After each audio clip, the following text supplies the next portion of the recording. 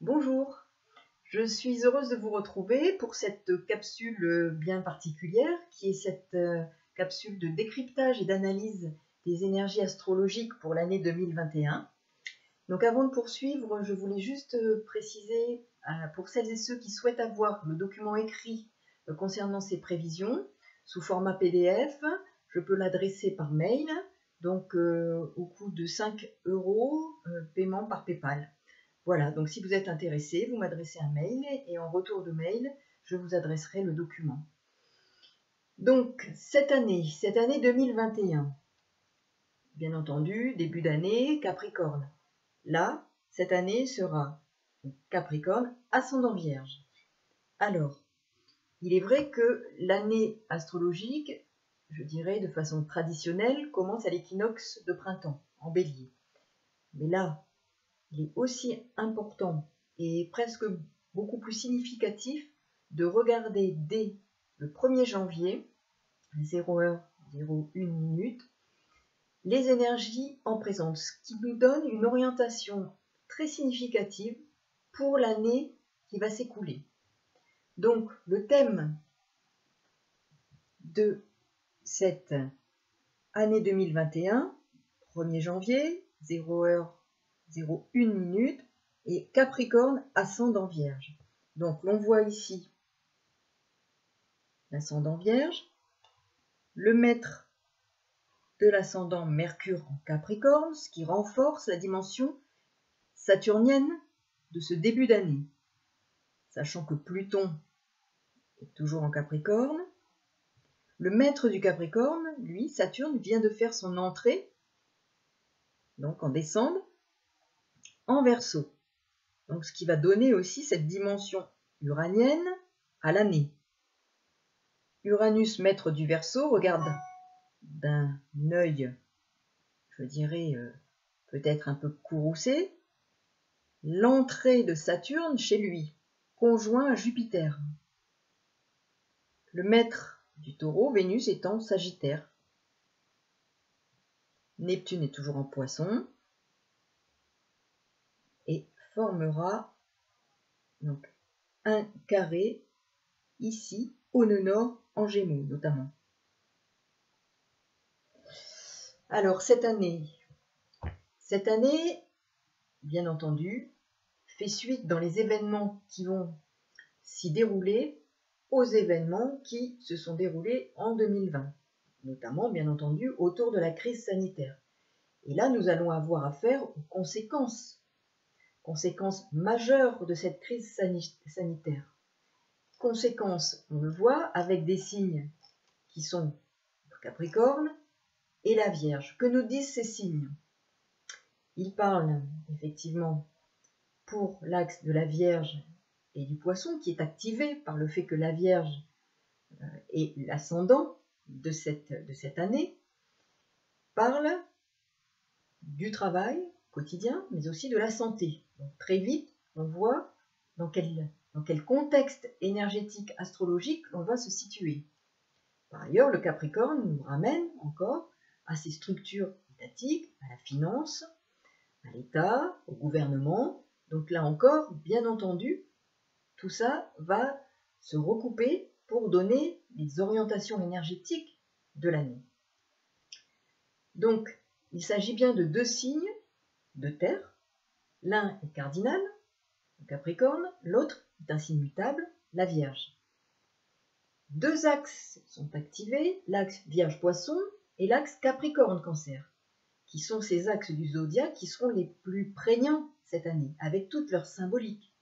Mais pas seulement. Nous allons voir aussi la place de la maison 8, donc symbolique du Scorpion, avec Uranus en Taureau, et là le Taureau sera dans cette maison 8, même si la pointe de la maison 8 est en Bélier, le Taureau sera complètement pris dans cette maison 8, complètement, comme on dit, intercepté dans cette maison 8. Donc la signification symbolique d'Uranus et Mars, qui sera début d'année à partir du 6 conjoint, entré en Taureau et conjoint très vite à Uranus, va donner une puissance particulière à cette maison 8 qui est en analogie avec le Scorpion. Et dans cet axe, je dirais Scorpion-Taureau, Taureau-Scorpion, qui va venir renforcer la dimension symbolique et énergétique de cette maison 8, qui est en analogie, je le répète, avec le signe du Scorpion, et toute sa symbolique. Mais je vais y venir.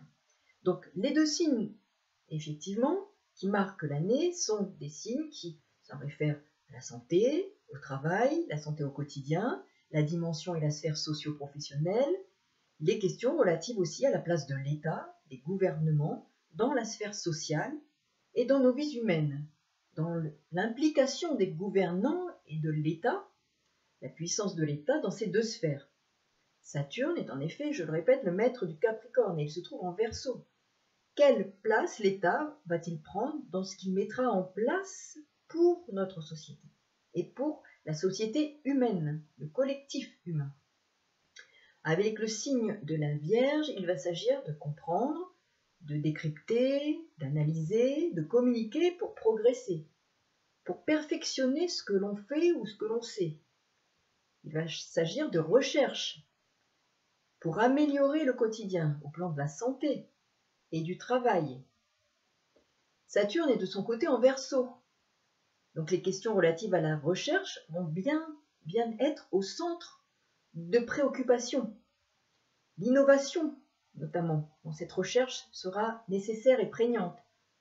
Le monde de la santé et du travail seront au devant de la scène durant cette année 2021. Avec le signe de la Vierge, les questions de santé seront effectivement source de questionnement et d'un intérêt tout particulier au regard de certaines inquiétudes, de certaines angoisses alimentées par une communication anxiogène. Mercure, on le voit, est en Capricorne, en maison 4, ce qui renforce cette dimension d'autoprotection. La maison 4 est la symbolique du cancer, de la population, du peuple. Vous voyez, là encore, tout se recoupe. Et on y trouve le Capricorne, qui est le signe opposé, le pôle opposé. Donc, il pourrait y avoir de la rudesse, de la dureté dans ce rapport à la population, des limitations dans les échanges et une espèce de prudence, dans les propos. La dimension émotionnelle sera aussi très forte, émotionnelle et affective. On le voit aujourd'hui, très vite, les émotions prennent le pas. Le monde de l'affectif et des sentiments prend le pas. La dimension émotionnelle dans nos modes de pensée et d'agir sera forte. Vénus est en Sagittaire et la Lune en Lion, deux signes de feu qui boostent, qui attisent les sentiments et les émotions. Vénus est en maison 3. Elle évoque une communication fondée sur l'affectif. La planète maîtresse de Vénus, puisque Vénus est en Sagittaire, sera Jupiter, qui, Jupiter, sera en Verseau au carré de la planète Uranus en Taureau. Et sachant que le Taureau, la planète maîtresse du Taureau, est Vénus. Vous voyez, tout se recoupe. Donc les explosions affectives et une maîtrise très relative des réactions est tout à fait possible. L'envie de partager, d'échanger, de découvrir de nouveaux espaces sur tous les plans sera très forte. Il peut s'agir de vouloir aller chercher au-delà des horizons proposés et offerts à notre compréhension. La Lune donc se situe en Lion. Le maître du signe du Lion est en Capricorne. La population sera soumise à du contrôle, à des contrôles. Ce sera explosif, surtout en janvier-février, puisque le maître du Capricorne, Saturne, est en Verseau. L'axe Lion-Verseau parle de prendre sa place dans un collectif tout en s'affirmant et en affirmant son indépendance surtout.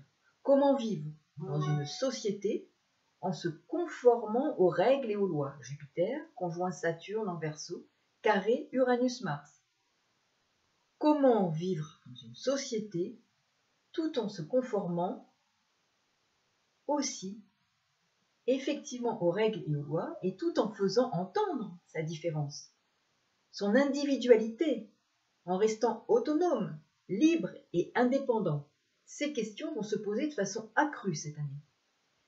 La recherche médicale, notamment quant au vaccin par exemple, sera particulièrement à l'ordre du jour. Janvier, février, mars.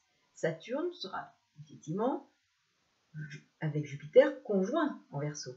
Ce sera un sujet source de réactions vives, de tensions, de réactions de l'opinion publique et de la population, du collectif. Toutes ces questions vont aborder des notions d'indépendance tout en étant dans un collectif. Comment exprimer son indépendance et son autonomie tout en étant dans un collectif, en respectant les lois d'une société, d'un groupe humain. Les tensions seront fortes et les tiraillements aussi. La Lune en Lion est opposée à Saturne, Pluton et Jupiter.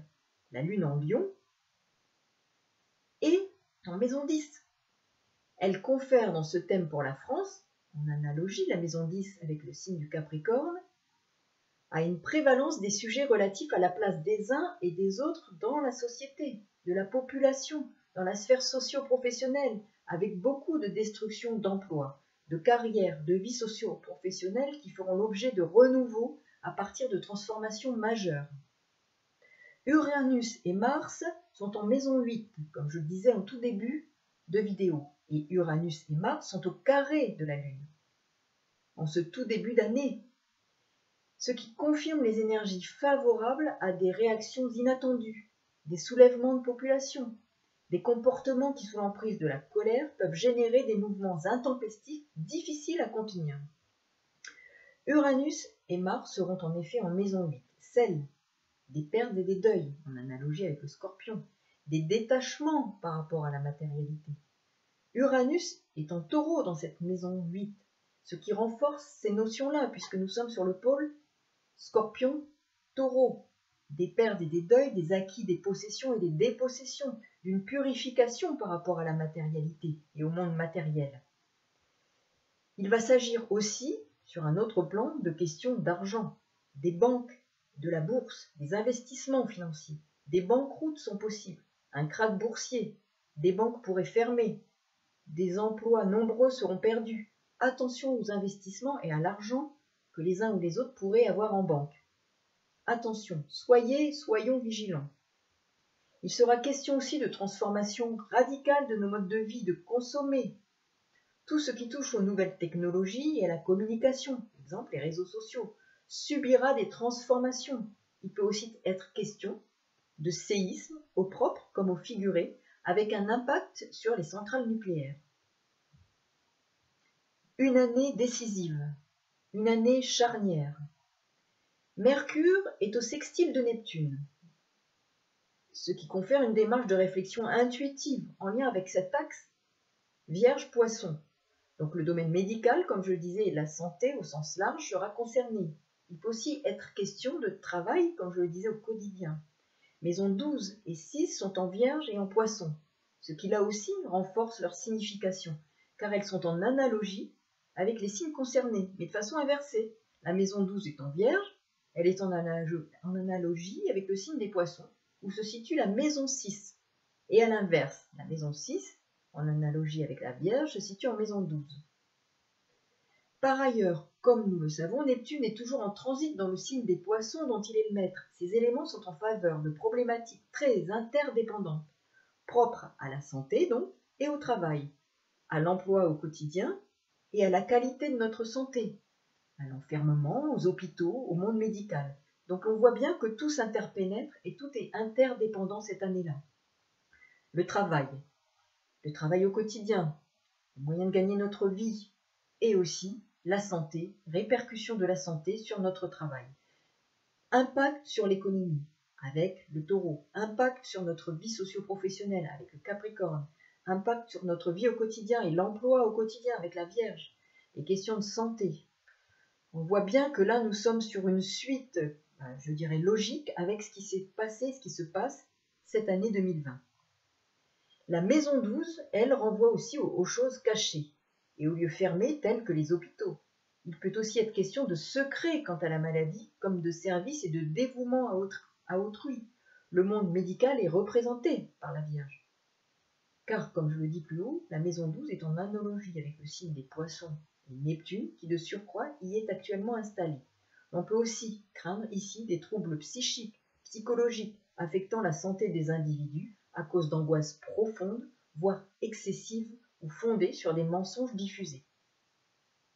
Il y aura aussi des problématiques peut-être d'addiction liées à des angoisses majeures, à des peurs et effectivement à des troubles psychiques. Donc cette année-là sera quand même particulièrement une année sensible aussi sur cette question-là, des réactions qui pourraient générer, puisqu'on voit que la maison 8 est quand même activée et Mars s'y trouvera, par des attitudes autodestructrices, des risques de mise en danger de la vie de chacun, et par des attitudes autodestructrices. Par ailleurs, l'astéroïde Vesta sera aussi en Vierge. Il parle de dévouement à une cause. Cela confirme la problématique de santé et de soins qui sera sans doute primordiale alors que dans les axes Vierge-Poisson, maisons 6 et 12 sont aussi activées. Cela confirme également que les questions propres au travail quotidien seront comme source d'épreuves. Effectivement, donc voilà des risques de vivre des épreuves autour du travail, perte d'emploi, épreuves autour de la notion de travail pour bon nombre d'entre nous.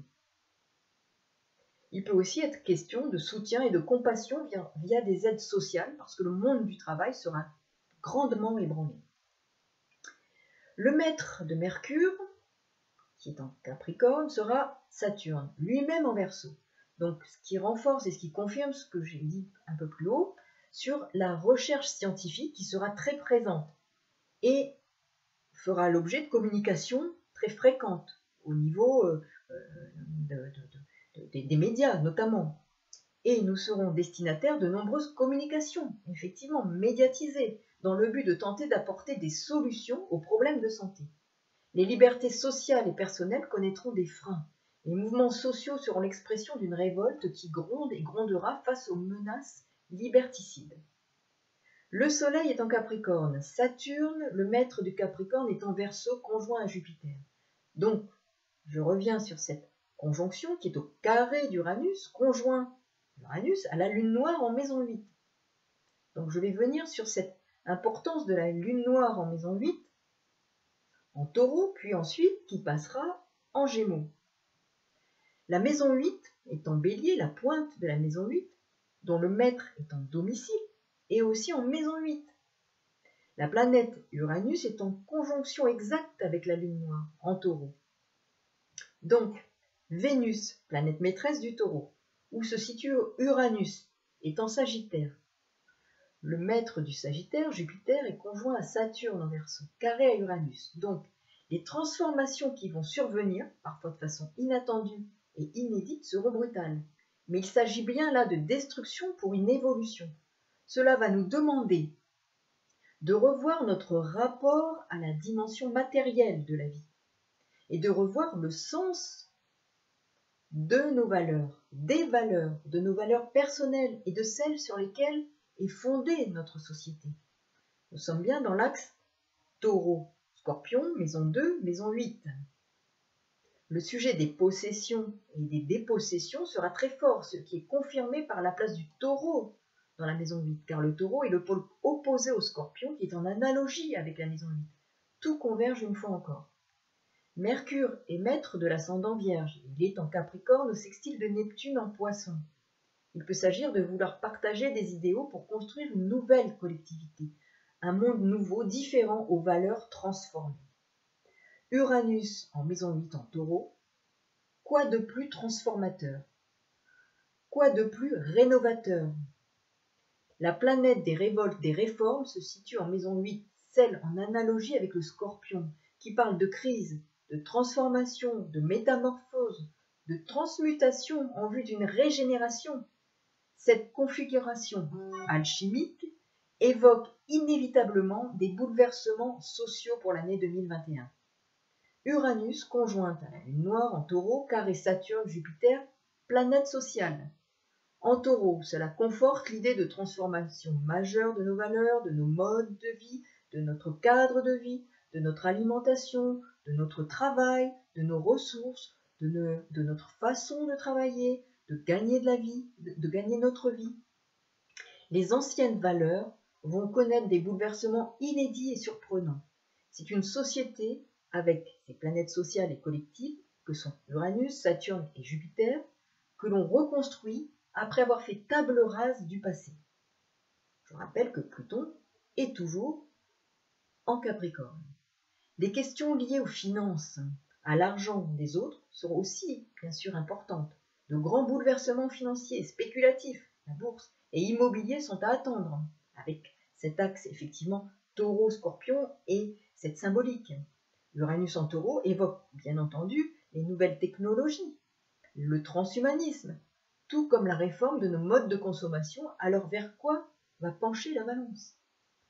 La maison 2 est dans le signe de la balance, justement. C'est une maison dite succédante, donc importante. La maison 2 comprend et correspond à l'argent que l'on gagne, aux possessions, à la sécurité matérielle. Elle est en analogie avec le taureau, comme je le dis et je le répète, qui est en maison 8, et où se situe Uranus. Donc on perçoit bien ici, et très vite, que les questions d'argent, de l'argent que l'on gagne par ses propres moyens, par notre travail et de possession, seront très sensibles et connaîtront des bouleversements majeurs, significatifs, des chutes. Pour une transformation, des restrictions alimentaires sont aussi possibles, voire des pénuries. Saturne est au carré d'Uranus en taureau.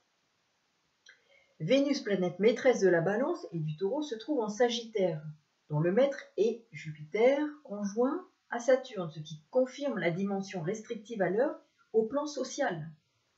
Planète sociale, Jupiter, Saturne. Jupiter met une loupe sur Saturne et amplifie son action, surtout en début d'année. Jupiter en conjonction avec Saturne jusque mi-mars. De son côté, la planète Mars transitera en taureau jusqu'au 5 mars, puis fera son entrée en Gémeaux. C'est aussi l'occasion avec la lune noire en maison 8 de liquider un karma, de passer une étape au plan spirituel, d'accéder à un autre plan de conscience, à un autre niveau de conscience, ce qui conforte un des sens donnés à Neptune en Poisson. Alors j'en viens à la lune noire. La lune noire en transit en maison 8 et en taureau. Nous aurons ainsi à interroger nos valeurs et nos modes de vie, ce qui confirme ce que j'ai pu évoquer plus loin et qui converge là encore avec les différents éléments d'interprétation. Il y aura à se détacher de fonctionnements ou de relations devenues obsolètes, de se défaire de dépendances matérielles et affectives. Une transformation majeure est en cours. Nous vivrons une métamorphose, une forme de purge, de purification s'organise quant à nos valeurs qui seront confrontées à des bouleversements et à une crise majeure, d'autant qu'Uranus sera en conjonction exacte avec la lune noire. Transformation, crise, métamorphose, destruction et table rase seront les maîtres mots de cette période. Le courage sera nécessaire pour faire face à ces transformations. La lune noire sera en transit durant l'année 2021, donc d'abord en taureau, puis en gémeaux. Il fera des mouvements en phase directe et rétrograde entre les deux signes tout le long de l'année. Qu'est-ce que cela signifie? Donc la lune noire transitera en taureau, donc des angoisses, parce qu'elle sera aussi en maison 8, des angoisses, des peurs seront importantes car cette configuration renvoie à la notion de crise économique, aux mutations dans le travail, dans les modes de consommation et de production, dans la façon de s'alimenter. Nos rapports au monde du travail et nos pratiques professionnelles seront modifiés. Cette lune noire met l'accent sur la sphère de l'argent et de surcroît des finances en maison 8. Les spéculations, les tendances à l'autodestruction peuvent aussi surgir et des passages à l'acte violent contre soi-même sont possibles. Des faillites sont probables et des chutes financières aussi. Angoisse et peur ressurgiront car les craintes face à des dépossessions seront puissantes. Donc lune noire en taureau, maison 8. Puis la lune noire fera son entrée dans le signe des Gémeaux. Alors les questions relatives au transport, déplacement, à la communication, à l'enseignement et à la jeunesse seront très prégnantes. Ce sera ça plutôt à partir du mois de juin. Donc ça correspond aussi à la période des examens, des voyages, des vacances. Donc il pourrait y avoir aussi des notions autour de ces questions-là qui vont être particulièrement aiguës. Donc, questions relatives au transport, au déplacement, à la communication, à l'enseignement et à la jeunesse seront alors à l'ordre du jour, d'autant que le nœud lunaire nord sera aussi en Gémeaux. Le défi majeur sera en lien avec le monde du commerce, celui des transports et aussi de la jeunesse et de l'enseignement. Il sera aussi question de penser différemment le monde avec ce nœud nord en maison 9. Il sera question d'être plus authentique dans sa façon de communiquer. En maison 9, maison du Sagittaire, nous nous trouvons dans le pôle inversé de celui des Gémeaux. Là encore, la symbolique est forte et elle est renforcée. Les sujets inhérents aux concepts philosophiques, religieux et aux acquis intellectuels seront source de tiraillements. Les questions relatives à l'enseignement, aux études feront l'objet de tensions. Les voyages, les déplacements, d'inconfort, mais d'interrogations aussi profondes. Il s'agira d'un axe particulièrement actif et mis en avant durant cette période-là. La dimension transgressive de la lune noire viendra imprégner toute cette symbolique de cette maison neuve. Notre vision du monde va devoir changer et devoir intégrer d'autres conceptions qui sont encore éloignées de nous, car un besoin de liberté sera grand. Il pourra y avoir une forme de rébellion par rapport aux lois imposées. La maison neuve correspond au Sagittaire, dont le maître est Jupiter. Jupiter en Verseau, besoin de liberté par rapport à des lois contraignantes, conjonction à Saturne. Il peut y avoir un état d'esprit ambiant assez rebelle. L'acceptation des points de vue des autres peut être complexe pendant cette période, générant des conflits. Il peut aussi s'agir de refaire les lois, de revoir ce qui fait loi et l'organisation de nos administrations. Le nœud nord sera aussi en Gémeaux, donc, qui est en maison 9 au carré de Neptune. Le contexte global va nous demander de sortir de ce que nous connaissons à cette période, de repères établis, de nos références culturelles, pour nous en émanciper. Au carré de Neptune, il s'agira de vivifier notre foi, notre démarche spirituelle, pour engager cette marche vers des prises de conscience majeures et nécessaires à notre transformation.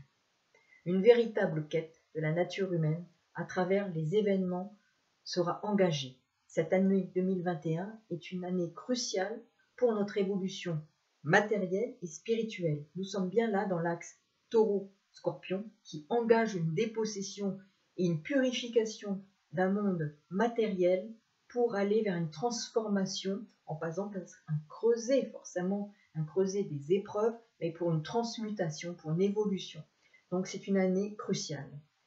Je vous souhaite donc de passer une année dans un état d'esprit le plus aiguisé, afin de prendre quand même la distance nécessaire par rapport à ce qui se jouera, par rapport à votre vécu respectif qui pourrait être complexe, mais qui vous permettra de connaître une évolution sur tous les plans majeurs pour engager ensuite un autre mouvement par rapport à une étape de vie qui sera bien différente d'ici les années à venir. 2021 est une année, après l'année 2020, cruciale dans l'évolution individuelle et collective qui nous attend. Merci pour votre écoute. Et donc, si vous souhaitez effectivement avoir tous ces éléments par écrit, contactez-moi sur ma boîte mail et je mets effectivement, comme je l'ai précisé, l'adresse sous la vidéo. À très bientôt et merci pour votre écoute. Au revoir.